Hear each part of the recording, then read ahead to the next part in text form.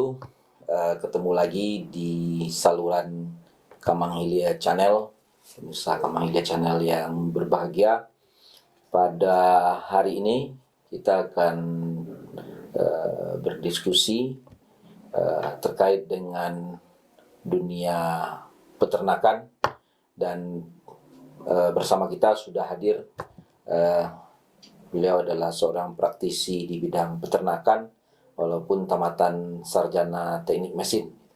Nah, beliau adalah Bapak Suhatril, Pak ya? Iya. Suhatril. Beliau adalah owner dari Kejulasi yang katanya sudah terkenal itu. Oke, mungkin langsung saja pemirsa Kamang Hilya Channel yang berbahagia di mana saja berada.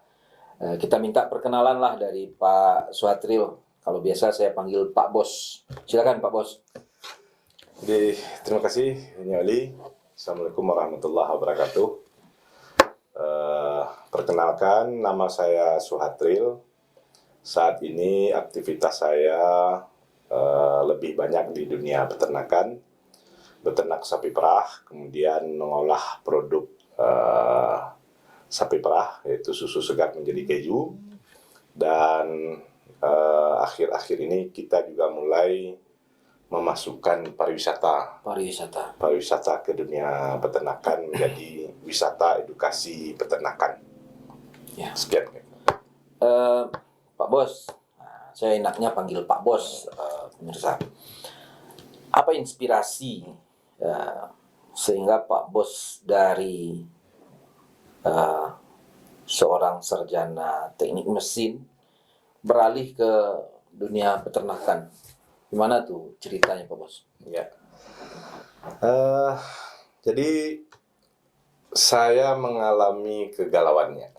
Jadi kalau biasanya kan yang galau itu kan jomblo ya. Iya. Jadi kemarin Jomblo gitu ya. ini jomblo ya.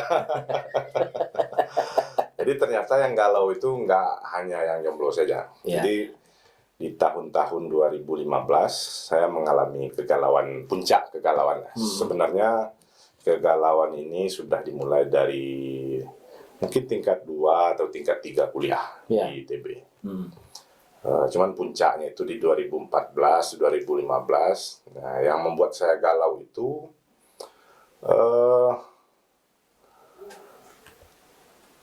saya mencoba membandingkan dunia yang saat itu saya jalani, khususnya di bidang industri. Kemudian saya bandingkan dengan pertanian. Nah, apa perbandingannya? Jadi perbandingan itu yang pertama, pelaku industri itu rata-rata pendidikannya tinggi semua. Ya. Mungkin B3 lah paling rendah. Ada S1, S2, bahkan mungkin doktor profesor di bidang risetnya pasti ada itu. Nah, produknya kalau saya lihat, artinya produk lokal kita itu tidak begitu dominan, masih didominasi oleh produk-produk asing atau brand asing yang diproduksi di Indonesia. Sebutlah mobil, berapa banyaknya mobil. Mungkin yang paling nggak hafal semua merek mobil yang diproduksi di sini, atau HP dan lain-lainnya.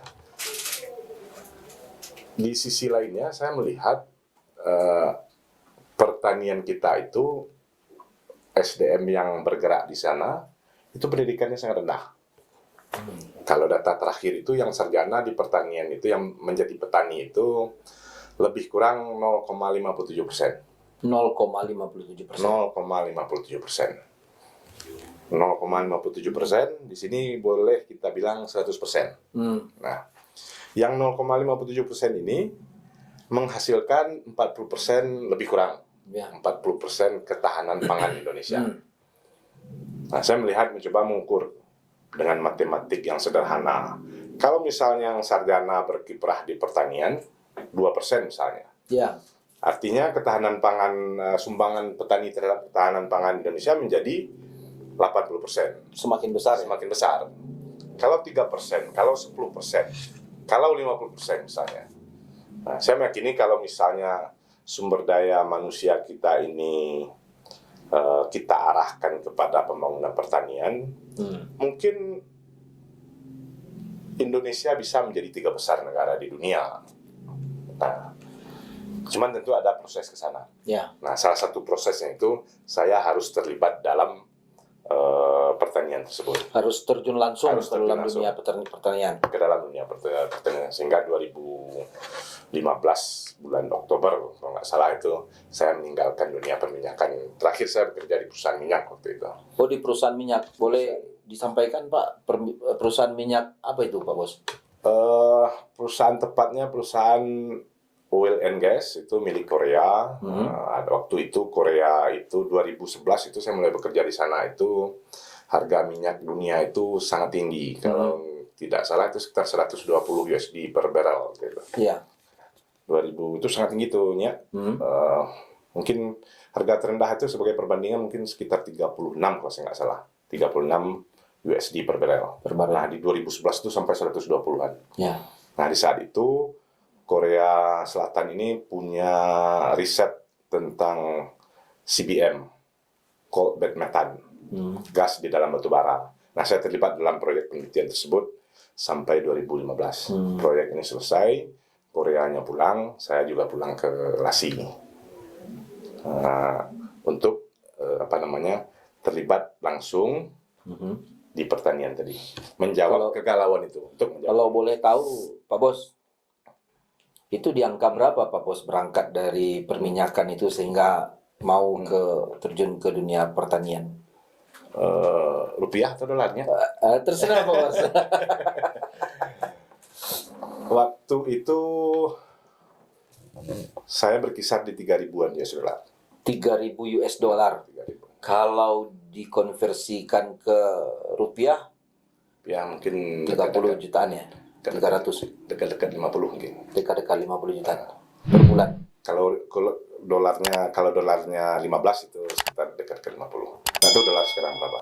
Per bulan atau gimana? Per bulan. Per bulan. Luar biasa ya. Terus karena galau, tinggalkan dunia perminyakan, ya, terjun ke dunia pertanian. Apa yang Pak Bos lakukan di awal?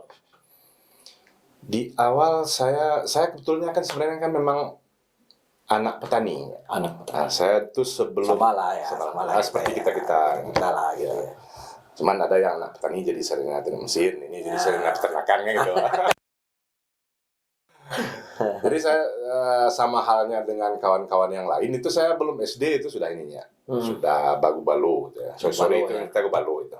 Di sore gubalo, kalau belum SD itu sore udah gubalo itu. Belum SD itu. Kecil ya. Kalau saya dulu kambing ya. Kalau saya kebetulan orang tua itu sapi kan. Jadi sore gubalo sampai kelas 3 SMA saya. Jadi minimal itu ada sekitar 12 tahun. Jadi Pak Bos punya sapi ya ketika waktu kecil itu ya. Jadi itu bagian dari inspirasi untuk kembali ke dunia pertanian itu barangkali. Ya. Jadi belum SD sampai SMA kelas 3. Saya SMA sebetulnya SMA 1 Bukit Tinggi ya. Iya. Nah, kelas 3 itu kan sekolah sore. Senin sampai Kamis itu sekolah sore. Kalau saya nggak salah itu keluarnya jam 3 atau mungkin jam 3 atau jam 4 gitu. Saya itu masih harus nyari rumput itu sampai di rumah. Ya. Jam 5 sholat, nyari rumput sampai maghrib. Itu yang saya lakukan kelas 3. Jadi mungkin waktu itu terasa berat. Ya. Nah, tapi setelah kuliah, bekerja, timbul kerinduan. Ternyata berat itu kan kadang bisa menimbulkan kerinduan juga. Nah, salah satunya memang itu yang memanggil. Nah, saya pulang. Nah, 1 tahun itu saya beternak sapi potong waktu itu. Sapi potong untuk mengembalikan rasa. Ya. Karena nanti targetnya kita akan beternak sapi perah. Di 1 tahun beternak sapi potong, mengembalikan rasa. Nah, berapa jumlah? Sapi potong 25 ekor. Itu hasil modalnya dari orang tua, modal dari kembali dari perminyakan atau gimana? Modal dari kembali dari pekerjaan. Iya. Jadi setelah kembali ke sapi potong 25 ekor. Nah, kenapa harus sapi perah? Kenapa harus sapi perah itu sebenarnya bagian dari strategi pulang kampung artinya. Ya. Jadi kalau ya ini kan bisa saja benar atau tidak, tapi stigmanya kan orang awak itu kan pencimeh. Ya. Ada ungkapan di Minang itu ada satu partai, ya. PCI, Partai Cimahi Indonesia, orang Minang. Nah, saya juga mengkhawatirkan itu kalau kita pulang nanti karena Cimahi. Kayaknya saya memilih sapi perah karena khususnya di Lasi atau sekitarnya belum ada sapi perah. Nah, salah satu yang menjadi hambatan, saya sebenarnya ada proses 3-4 tahun untuk pulang itu. 3-4 tahun itu proses mendapatkan izin dari orang tua. Nah, yang dikhawatirkan orang tua ini kebetulan beliau guru. Nah, salah satu yang dikhawatirkannya itu satu Cimahi. Yang kedua, karena beliau guru, beliau takut timbul anggapan atau mindset tidak dibutuhkan sekolah kalau memang akhirnya akan menjadi petani. Ya, ngapain sekolah tinggi? Itu kan umum stigma dari masyarakat kita itu. Ya. Nah, jadi itu tadi supaya bisa mengurangi lah minimal. Ya. Kalau saya sapi potong banyak dilasi orang sapi potong kan. Tapi kalau sapi perah nggak ada. Ya. Saya akali dengan itu. Setidaknya ini mengurangi. Karena ilmu sapi potong dengan ilmu berternak sapi perah itu berbeda. Nah, itu salah satu yang menjadi alasan kenapa kita memilih sapi perah. Nah, berapa ekor dulu sapi perah pertama yang dipelihara? Sapi perah pertama yang saya pelihara waktu itu disisipkan di sapi potong 3 ekor. 3 ekor, jenis FH ya. Nah, di 3 ekor inilah saya belajar bersapi perah. Karena basic baik keilmuan atau pengalaman kan kita kan nggak punya sapi perah. Kayak ketika melihara sapi potong sekitar 25 ekor, saya sisipkan 3 ekor sapi perah di sana. Karena saya belajar, selesai sapi potong setahun baru fokus ke sapi perah. Ya. Kemudian setelah itu kami dapat informasi Pak Bos bikin keju dari susu sapi perah itu. Iya. Nah, ini ilmunya dari mana, Pak? Jadi riset saya agak kurang melakukan riset sebelum pulang itu. Ya. Jadi semangatnya pulang itu lah. Walaupun sudah ada beberapa opsi, salah satu riset tentang pasar segala macam itu kurang. Jadi ternyata setelah beternak sapi perah, kemudian produksi, ternyata lingkungan kita itu bukan lingkungan yang mengkonsumsi susunya. Orang Sumatera Barat itu bukan peminum susu. Ya. Kalau lebih Indonesia itu bukan peminum susu.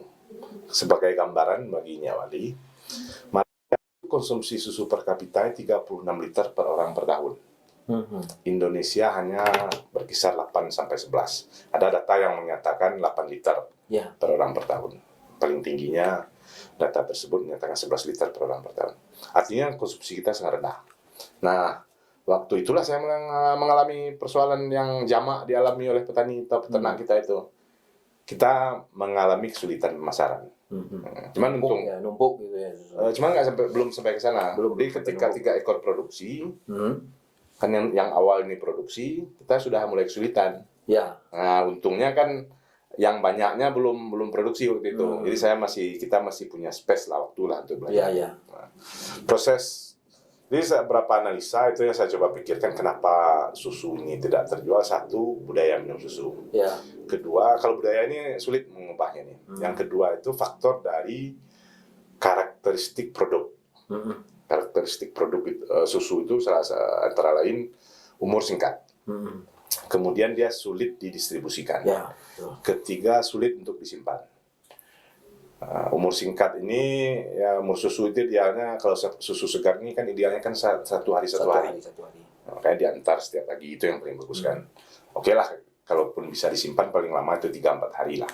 Tapi itu rasa sudah mulai berbeda ya? Berkurang itu. Ya. Kalau misalnya sehari sudah itu berbeda rasanya. Poinnya 10, hari kedua mungkin 9 atau 8. Iya. Seperti itu. Itu satu. Yang kedua, distribusinya sulit. Karena susu ini cairnya. Jadi ketika kita bisa saja ngirim ke Pekanbaru, ke Padang, tapi risiko ada, risiko bocor. Kita mengalami beberapa kali itu bocor. Jadi ada kesulitan distribusi. Yang ketiga, anggaplah susu ini pun bisa disimpan. Misalnya umurnya bisa sebulan itu. Tapi karena volumenya besar, berapa kira-kira volume ruang penyimpanan kita? Nah, itu ininya saya coba analisa. Karakteristiknya seperti itu yang menyebabkan kita akan sulit menjual. Betul. Nah, saya coba mencari kira-kira produk apa yang bisa memperbaiki karakter tadi. Saya pikir-pikir ternyata salah satu opsinya keju mozzarella. Keju mozzarella. Jadi kalau keju mozzarella itu umur panjang, tanpa pengawet itu bisa tahan sampai 1 tahun. 1 tahun. 1 tahun di freezer beku. Umur beku ya. Umur beku. Nah. Yang kedua, distribusinya lebih mudah karena dia sudah menjadi padat. Fasenya sudah padat. Yang ketiga, kalaupun tidak terjual, dia volume itu 10% dari susu.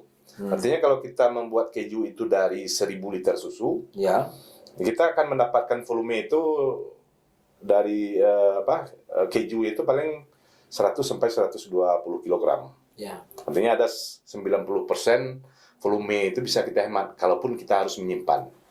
Nah, itu makanya akhir kita putuskan kita harus melakukan pengolahan pasca panen terhadap produk susu. Nah, persoalannya, pertanyaannya Oli tadi, belajarnya di mana? Nah kan di tempat kita kan nggak ada yang membuat seperti itu. Ya. Nah, ya belajar pertama itu saya di YouTube. Belajar YouTube, beli bahannya, coba produksi, kita coba, ini kualitasnya menurut kita baik, kita coba jual. Ada keluhan dari ini pasar, kandungan airnya terlalu tinggi gitu. Iya. Coba-coba ternyata saya nggak dapatkan solusi. Akhirnya saya pergi ke Sentul. Nah, di Sentul itu ada Pak siapa namanya, udah lama. Beliau termasuk yang pertama di Indonesia berkeju. Cuman ternyata kualitas yang kita buat itu memang seperti itu kalau homemade. Artinya ke sana tuh hanya memberi keyakinan bahwa produk kita memang sudah layak. Meyakinkan diri gitu ya. Meyakinkan diri. Kalau kualitas tidak ada perubahan. Karena memang beliau pun memang seperti itu juga. Artinya dengan produk yang seperti itu kita tinggal mencari pasar yang cocok dengan itu. Udah ini kan sekarang untuk pemasaran itu kan macam-macam persyaratannya, Pak Bos. Nah, berarti keju yang Pak Bos produksi itu sudah ada misalnya BPOM, halal macam sudah. NIB untuk izin berusaha, BPOM. Halal kita masih proses sekarang. Proses ya. Kalau BPOM itu sudah 2020 kayaknya. Oke, Pak Bos. Dari sudah sejak 2015 ya di kampung ya, mulai berusaha seperti itu. Apa boleh sedikit lah. Iya. Apa hal terpahit yang pernah Pak Bos alami dalam berusaha ini? Yang paling pahit ya.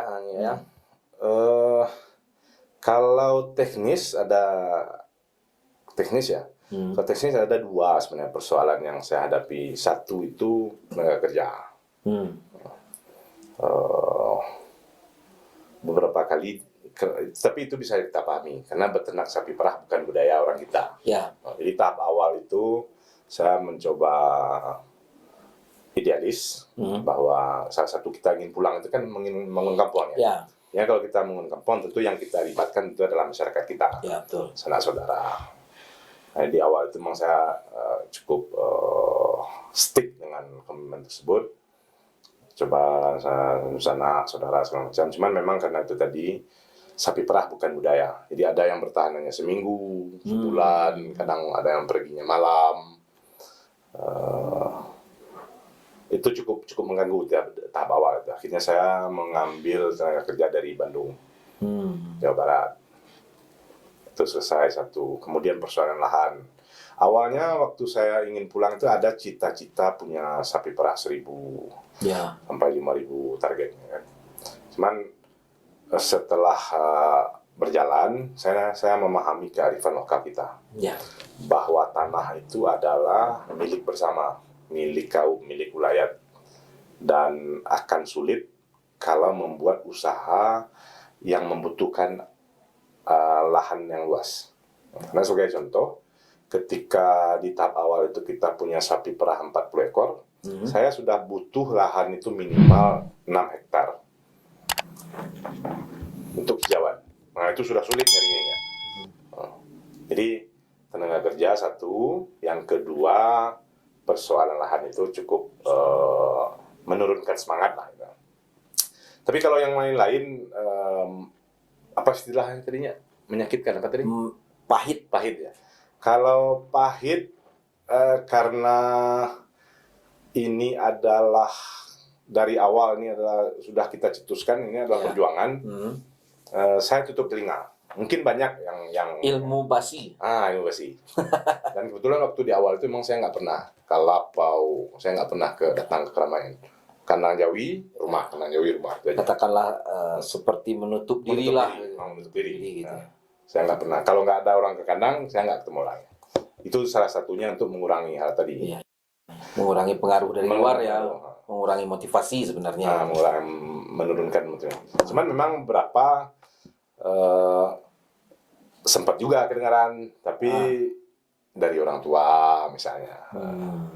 Jadi sebenarnya yang menjadi beban waktu saya pulang itu sebenarnya bukan saya sebenarnya, tapi orang tua sebenarnya. Nah, mereka ya orang tua yang sering bertemu dengan orang lain. Sering berinteraksi lah. Kalau saya kan bisa hilang-hilang gitu ya. Kalau saya kan udah batasi. Bisa jadi di lahan hijauan aja atau di kandang sapi saja gitu kan. Memang batas itu.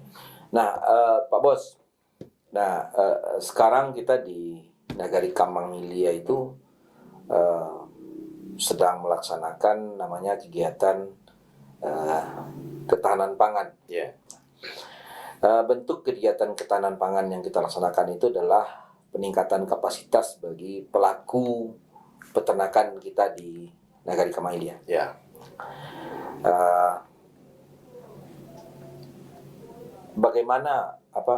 Bagaimana sebaiknya peternak kita gitu loh, Pak. Yeah. Bagaimana sebaiknya peternak kita dalam memotivasi diri, mengelola ternaknya itu sendiri, bagaimana masukannya Pak Bos?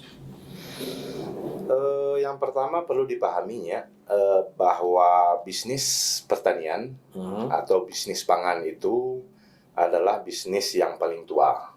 Ya. Paling awal itu adalah bisnis pertanian atau yang berkaitan dengan pangan. Ya. Dan yang terakhir habisnya waktu kiamat itu juga ada bisnis yang berkaitan dengan pangan. Artinya kawan-kawan yang bergerak di peternakan tersebut sudah memilih jalur yang tepat. Itu satu yang harus dipahami. Ya. Harus selalu diingatkan lah. Diingatkan bahwa ini memang pilihan kita ini, walaupun anggaplah pilihan karena tidak ada pilihan sekalipun, tetap kita sudah memperoleh pilihan yang tepat. Ya. Itu harus dipahami satu.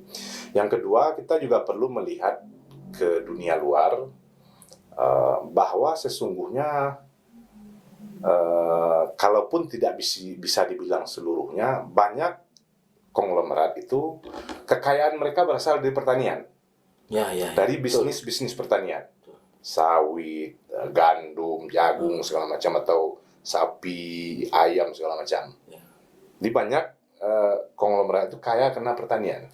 Artinya memang pertanian itu bisa mensejahterakan, bisa memberi kekayaan lah. Dan dia merupakan kebutuhan secara terus-menerus.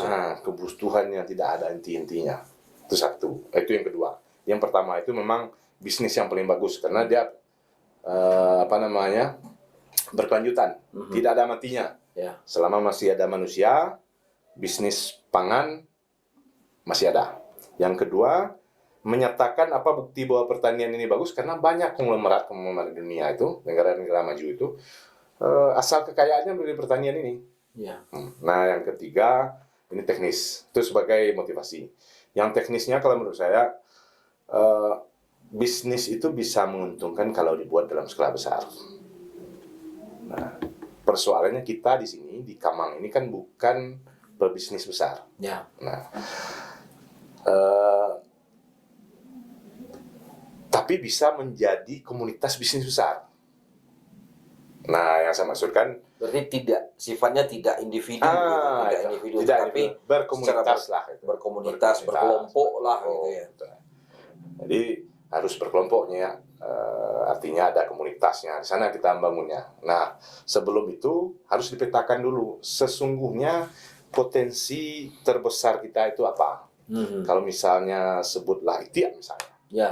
Nah, komunitas ini yang harus kita coba dorong bertumbuh secara kontinu, supportnya mungkin lebih besar daripada yang lain. Ya.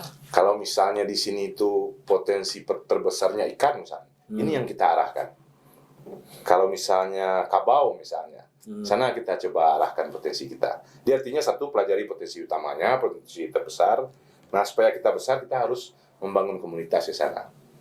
Karena kalau kita masih sendiri-sendiri, ya kita tetap kecil. Ya. Kemudian itu tadi secara umum persoalan peternakan itu dua. Satu, di hulu kita masih masalah, ya, biaya pokok produksi. Kalau selama kita masih membeli, apalagi impor, misalnya kalau misalnya salah satu bahan pakannya itu kedelai, mungkin kedelai misalnya, itu tidak ada jaminan kestabilan harga. Dia pasti akan setiap hari akan naik. Dia komoditi dunia. Akhirnya kita akan mencarikan uang untuk yang punya. Ya. Nah, artinya kita harus mengatasi itu dengan alternatif pakan lokal. Sehingga kita sebisa mungkin kita mandiri. Apa bentuk pakan lokalnya? Kalau yang kita coba kembang itu konsentrat hijau yang kita kembangkannya. Konsentrat hijau. Ini belum sempurna, masih di tahap pengembangan seperti kelor, gamal, lamtoro, bungorayo, pucobi itu kita masuk ke dalam konsentrat kita. Sekarang ini sekitar 40% konsentrat hijau, 60% konsentrat yang biasa. Ada yang Pak Bos ajak untuk kerjasama terkait dengan pemakaian alternatif pakan green konsentrat itu ada. Kalau green konsentrat ini saat ini baru dipakai di komunitas sapi perah kita. Jadi seluruh mitra itu pakai itu. Jadi kita sudah mulai membangun ininya, divisi. Iya. Ada divisi pengolahan limbah itu ada sendiri. Di sana lah keluar kompostasi itu. Ada kalau mitra sapi perah ada sekitar 9 orang itu. Pemenuhan konsentratnya ada satu kelompok itu. Semuanya beli ke sini. Ya. Kita memang belum bisa menjual keluar karena satu sapi perah itu kan terbatas saat ini dasi belum. Kalau keluar kita harus ke Padang Panjang. Padang Panjang punya standarnya sendiri. Karena sesungguhnya Padang Panjang itu lebih tua daripada kita. Jadi ketika mereka punya standar sendiri, kita agak sulit masuk. Ya. Kalau yang lain-lain kan sapi potong standar konsentratnya berbeda dengan ini. Tapi untuk sapi potong pun tentu ada alternatif harusnya. Itu satu. Harus menyiapkan di hulu pun harus diperkuat. Salah satunya menyediakan alternatif pakan lokal. Sebisa mungkin kita tidak membeli keluar.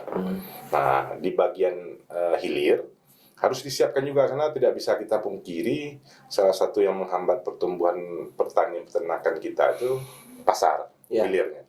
Nah, ini harus kita mulai siasati dengan pengolahan pasca panen. Pasca panen seperti salah satunya keju tadi.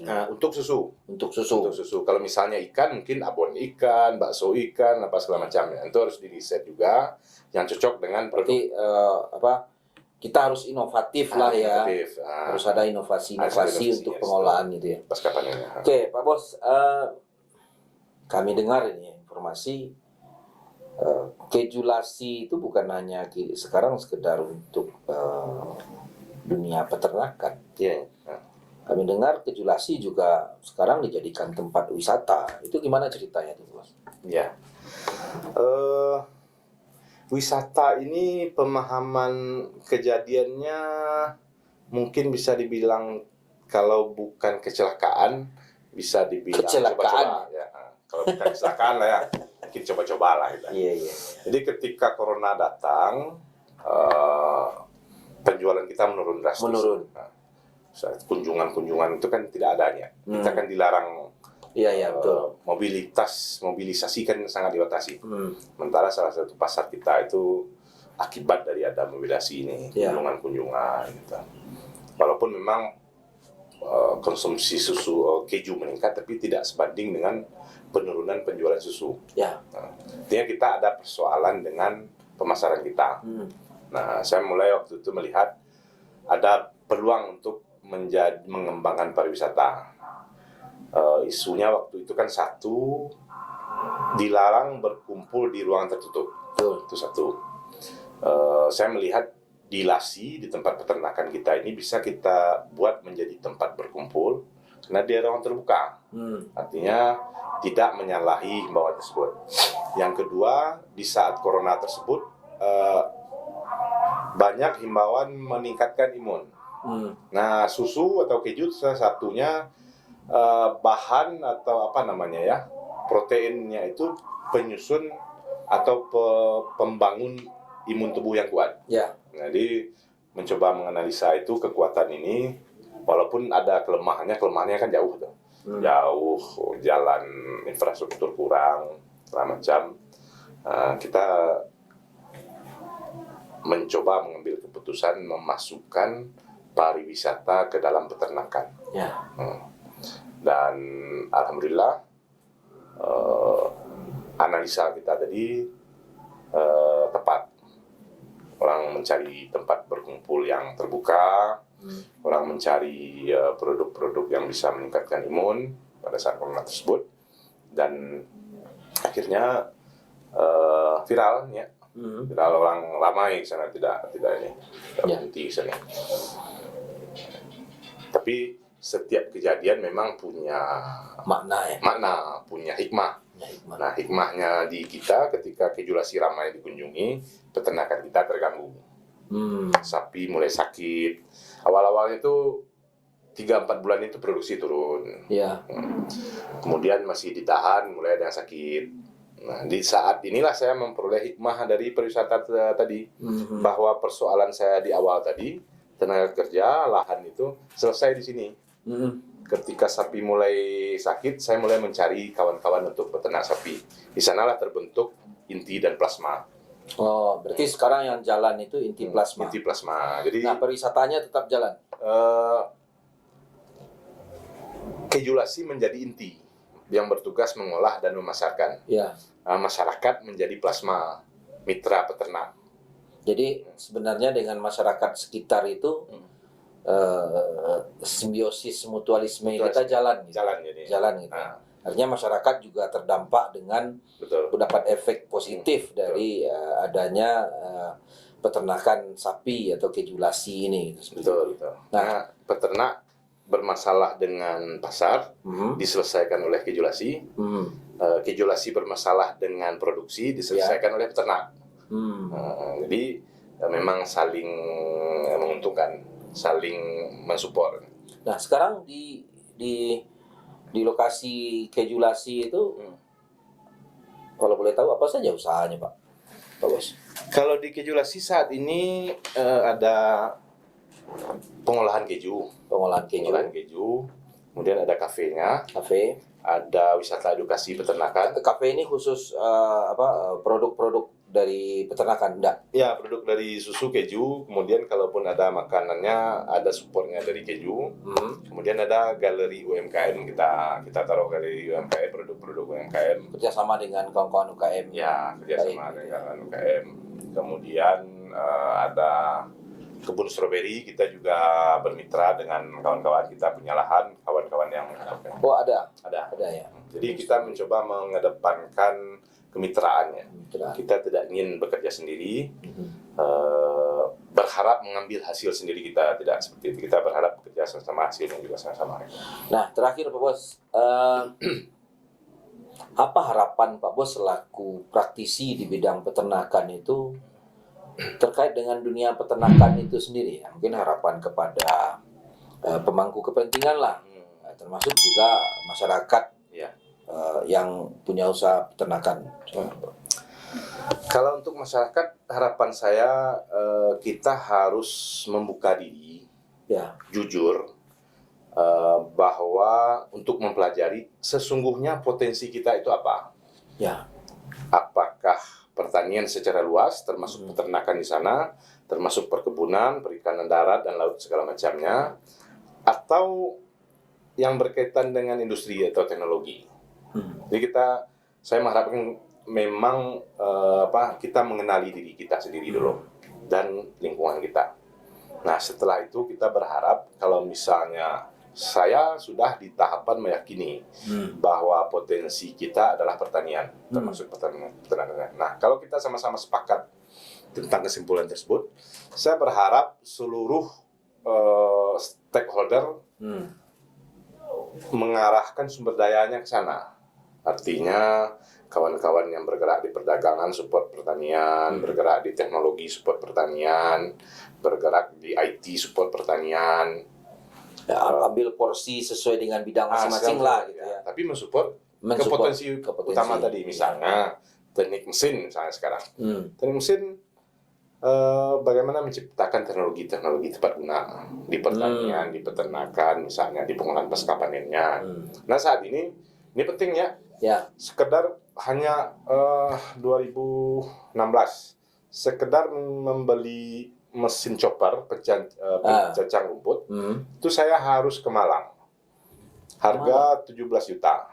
Bisa dibeli. Bukannya di Payakumbuh ada yang memproduksi, Pak? Payakumbuh 25 juta. Di Malang dengan ongkos kirim 17. Nah, artinya apakah itu Unan atau apakah Poli punya ruang untuk masuk ke sana. Kalau di sana bisa bikin 17, di sini harusnya bisa juga. Kalau 17 dengan 25 tentu akan, atau dengan kegiatan-kegiatan penelitian mahasiswa, pengabdian masyarakat dosen itu kan bisa dilaksanakan juga. Karena kan membuat itu kan nggak rumit sebenarnya. Saya sebenarnya bisa, cuman karena saya sudah kalau sekedar untuk mendesain bisa. Cuman kalau untuk melakukan itu kan bukan pekerjaan kita. Tidak rumit, tinggal mesin penggerak, bisa selesai. Nah, kita sebenarnya teknik mesin harus diarahkan ke sana, elektro harus ke sana, IT harus ke sana. Keroyokan lah, karena potensi kita di sana gitu. Jadi kalau misalnya potensi kita itu porsinya supportnya dikurangi, itu tidak akan menghasilkan lompatan yang cukup. Nah, kalau untuk pemerintah, saya rasa pemerintah perlu melihat persoalan secara jernih. Apakah sebenarnya kan porsi pemerintah terhadap pertanian kan cukup besar sebenarnya. Ya. Berapa persen isunya? 10% ya. Kalau sekarang ketahanan pangan kalau dengan dana desa itu 20 ya. 20%. Ya, pemerintah pun juga perlu melihat sebenarnya persoalan kita di mana. Apakah di budidaya kah, di pasca panen kah, di pemasaran. Nah, kalau misalnya persoalan yang masih ada ketiga-tiganya, ya sana terpaksa harus disediakan porsinya. Tapi kalau misalnya ada beberapa produk yang persoalannya di pasar, nah kita tidak perlu ikut di budidayanya, kembangkan di pasarnya. Misalnya di komunitas sapi perah yang kita bangun di Lasi, kita tidak ada persoalan dengan saat ini ya. Di budidaya kita tidak ada persoalan. Kita butuh pengembangan di pasar. Nah, mungkin bisa teknologi pengolahan pasca panennya yang dibantu, atau pengadaan outletnya di beberapa daerah. Atau ruang pasarnya itu sendiri ya, outlet itu ya, ruang pasarnya sendiri disediakan gitu ya. Oke, Pak Bos, barangkali bincang-bincang singkat kita itu Pak Bos. Jadi untuk kesimpulannya biarlah pemirsa Kamang Ilya Channel yang menyimpulkan. Baik pemirsa Kamang Ilya Channel, barangkali untuk podcast kali ini kita cukupkan. Terima kasih Pak Bos Suhatril, beliau orang yang sangat luar biasa, banyak ilmu yang bisa kita ambil dari beliau, mudah-mudahan menjadi motivasi, mudah-mudahan menjadi inspirasi buat kita semua. Terima kasih. Assalamualaikum warahmatullahi wabarakatuh.